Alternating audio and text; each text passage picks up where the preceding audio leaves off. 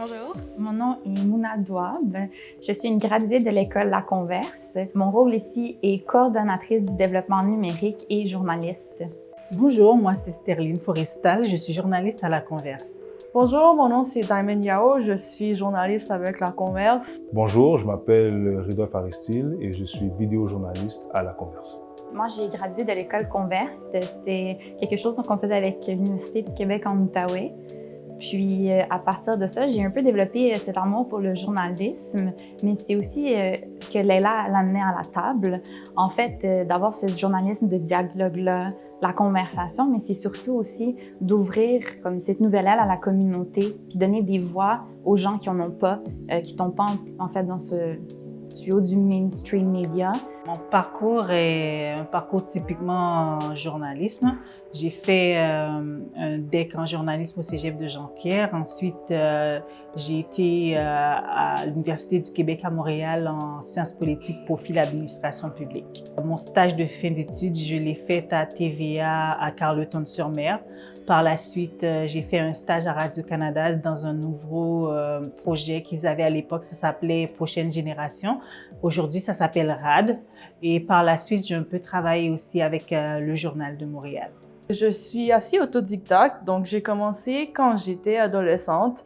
Donc j'avais un blog et j'ai appris à écrire et à écrire des pitchs, à faire des entrevues à travers cette expérience-là. Donc après, je me suis dit que je pourrais transformer des trucs que j'avais écrits sur mon blog en articles publiés. Donc j'ai commencé à faire des pitchs à des médias et on a pris mes trucs et c'est ça que je fais depuis. Je n'aurais pas pensé que j'aurais fait de la vidéo quand j'étais jeune. J'étais vraiment axé sur le sport.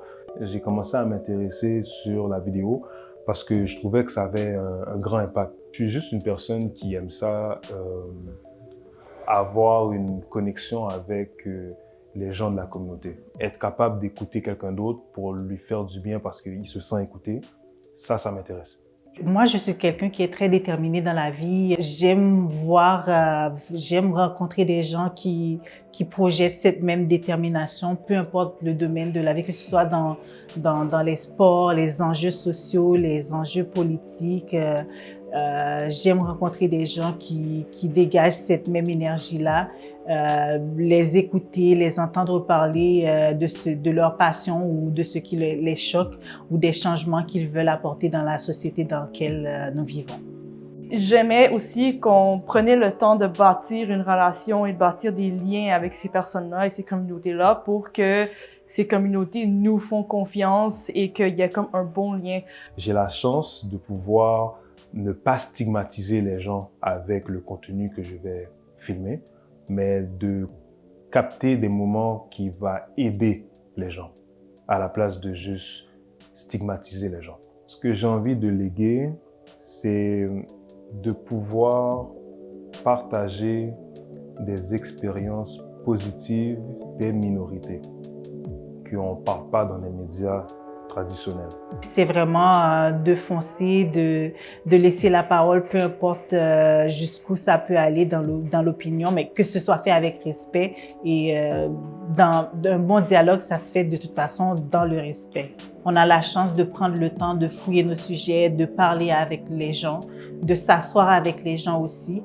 Pour moi, la converse, c'est vraiment aller sur le terrain aussi, rencontrer ces gens puis leur permettre de raconter ce qu'ils ne peuvent pas dire dans les médias traditionnels, ce qui manque en fait, cette grande partie-là, parce qu'on sait qu'une partie de l'histoire, puis je trouve que c'est important pour moi de partager avec les autres leurs histoires.